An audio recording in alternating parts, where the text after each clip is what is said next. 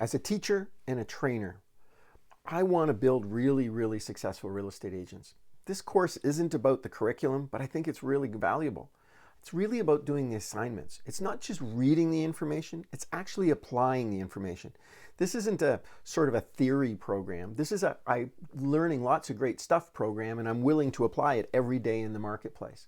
Now, I've been after you and after you to get up early and get after the opportunities that exist. And let me tell you a story.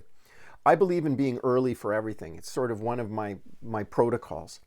And a couple of years ago, I had to repay a favor to an office manager, and she asked me if I would do an office meeting for her. So I drove to her office. It was 2 hours away from my home, and the meeting was going to be 9 o'clock in the morning. So I left really early because I like to be early. And I stopped at a Starbucks on the way and picked up a coffee, and I was going to read the newspaper and get to their office, probably an hour and 15, an hour and 20 minutes early. Turns out traffic wasn't as heavy as I thought, and if you can imagine this, I'm in the parking lot at 7 a.m. for a 9 a.m. meeting.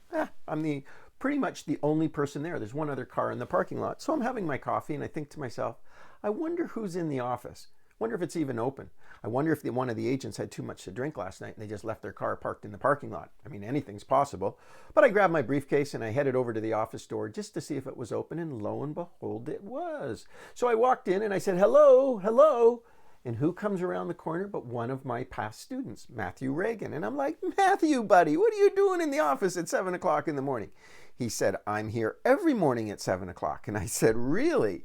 And I should also add, Matthew is number 8 in a company of almost 20,000 agents. How do you get to be in the top 10 out of 20,000? You start your day early. I said, 7 a.m., what are you doing here at 7? He said, look, I've got a team. And he said, I got to get everything organized for my team. I got to make sure I've got all my I's dotted, T's crossed. And when they roll in at 9 o'clock, man, I'm giving marching orders, and we are excited and enthusiastic, and we're ripping it up out here. Now, if you ask me, one of Matthew's key ingredients was he got up real early every day, he got his life organized, and his business was a priority. He knew if he took really good care of his business, and he did, that he was going to have an amazing life. Do you want an amazing life? Then get up early, because that's where it starts. It all starts at the beginning, and you have to decide, when are you going to begin your day? So rise with the sun. Remember, top producers get more done before 9 than most agents get done before noon. You want to be in the top 10, man. You got to get up. You got to get after it, because nobody's going to give it to you. In fact, you have to go out there and fight for it a little bit. Second item I have on your list is pre-plan your week. Now, I want you to do time blocking. Sunday or Monday morning before the week starts, take a look at the whole calendar and figure out when's the best time to do things.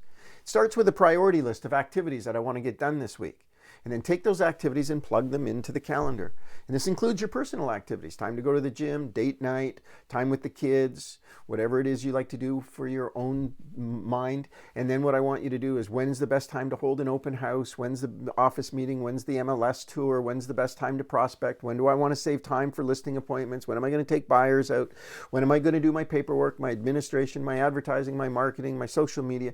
And don't forget your morning high five. Remember, I've taught you to do those 5 things every morning to help you stay connected to people you already have a relationship with.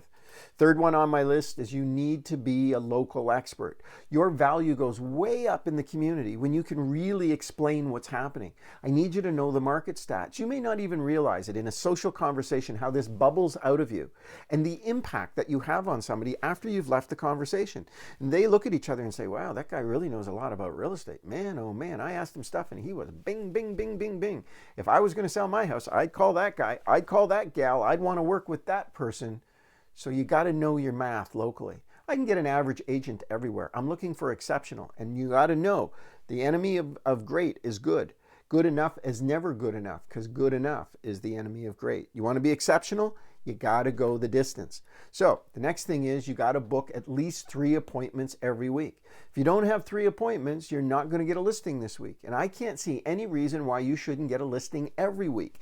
It's the number 1 priority. I mean, what is your job in real estate? The thing you got to do every week is find somebody who's going to sell a house. Somebody who doesn't want too much and still wants to sell. Somebody who's willing to pay your fees and doesn't want to beat you up on your commission and still wants to sell. Now, I promise you, if you got up every day and you went out and you looked for people, you'd find somebody. I had a conversation this morning with someone, another agent, and I was talking to them.